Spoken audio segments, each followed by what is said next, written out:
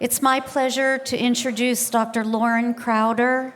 Dr. Crowder received her PhD in Translational Health Science from the George Washington University and received a Master of Public Health from the University of Pittsburgh. She's currently an Executive Scientific Officer within Scientific Affairs at the American Red Cross.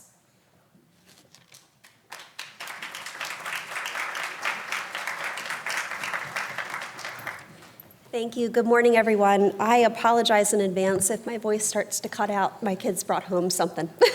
But I just wanted to thank you all for inviting me to be here today. Thank you, Debbie. Thank you, Lori. And thank you for all of the support that you have given to us over the last 28 years. I'm going to round up and just say 30 years for this very important study that we've been doing at the Red Cross, but with support from the CDC and we were asked by the FDA to do this. So with that, I'm going to get started. So for a bit of background that you all don't know, or don't need, I'm sorry, variant CJD is known to be transmitted through blood transfusion, and there were concerns in the early 1990s which prompted the development of the CJD Lookback study. And this is really the goal is to assess for transfusion transmission risk of non-variant CJD. So I have some dates here at the bottom, and I'll fill in the rest of the timeline as we go through this presentation. But basically, in 1995, TSAC was established, and that was an advisory committee for the FDA, and we're primarily tasked to look at spongiform encephalopathies. And then in 1999, the FDA implemented a deferral for increased risk of CJD. In 1995 as well, this CJD Lookback study began. So a brief methodology, so donors who are people who have had CJD and have died of CJD are then referred to us either by family members, blood centers, or physicians. So these are people who were blood donors in the past and then have died of CJD. Their recipients are then identified, so we work with other blood centers, and then internally to the Red Cross, we work with our donor client support center to basically pull all of those recipients' information. We outreach to transfusion centers and find out then prospectively whether those recipients died of CJD or any neurological disease. So in brief, the results, what we found, we have 84 blood donors that have been involved in this study.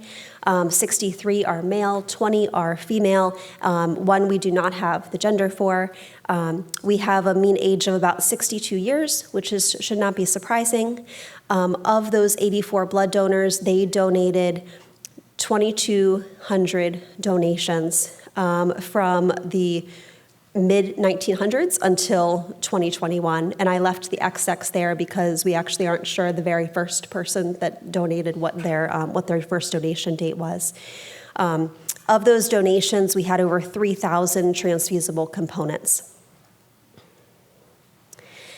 From those donations and from those transfusible components, we have over 1,200 traceable recipients, so people that received a transfusion from those donors, and we are able to follow up on their vital status. They're about split 50-50, male-female.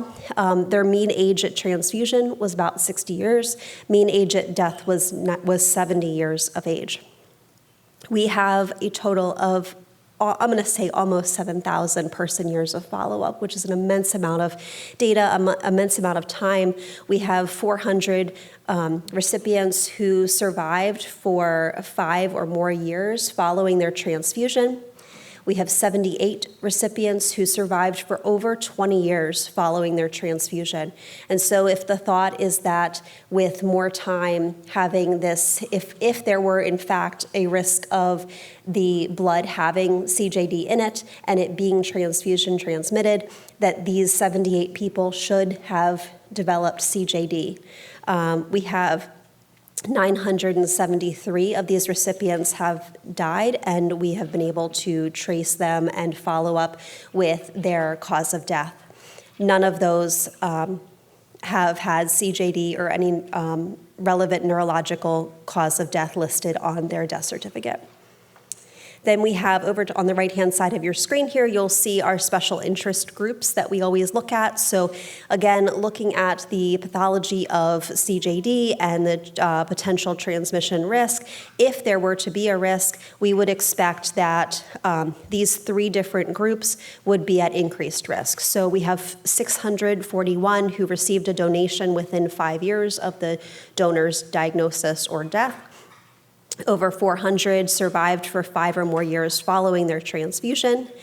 And then 182 donors fall into both of those categories. So they have not only they received the donation close to the donor's death, but they also survived for a long period of time. So in conclusion, our study found no evidence for transmission of non-variant CJD through blood transfusion. The absence of evidence is consistent with other studies throughout the world, and the risk, if any, of transfusion transmission is theoretical.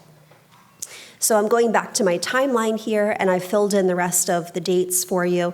In 2016, TSAC was terminated. The FDA no longer needed that information from that advisory group. Then in 2020, along with some other changes that the FDA made with recommendations of transfusion, or of blood donation, they removed the SCJD and VCJD deferrals. Then last year, they finalized that new guidance. So right now, they do not ask if you have a family member who has died of CJD. They no longer ask if you spent time in Europe. They no longer ask how much time you spent in Europe or in England or anything like that. If you spent time on military bases, they do not ask that anymore. So these next two slides are really just the evidence that the FDA used to change that policy. So I'm not going to read through all of this for you, but basically all of the studies that have occurred to date. So we have 5 case-controlled studies, 2 autopsy studies, 1 large binational cohort study, and then 2 ongoing lookback studies, which includes the one here that I've presented to you today, in addition to another study that happens over in Europe. Those studies have shown no risk of transfusion transmission, and the risk remains theoretical. And then for VCJD, as I mentioned, that geographical deferral recommendations, they no longer recommend blood centers to ask those questions. And again, those 4 cases of VCJD that have been documented, those are the only 4 that have been seen. We have no evidence to show that any more have occurred. So with that, again, I want to thank the CJD Foundation. I want to thank Dr. Schoenberger and others at the CDC who have supported us over the years. Thank you, Debbie. Thank you, Lori. Thank you mostly to you all, the family members who have referred patients to us, referred your loved ones, sometimes right after their death, right in your darkest hours. And it has been a pleasure to work on this study. We are wrapping up, and so we do not expect to see any other risk come through. The policy has been changed, so thank you very much. I'm happy to take questions. I think I've got a couple minutes. Oh, sorry. Okay, I'm going to stay in the back if you have questions, because I think we need to move along. Thank you very much.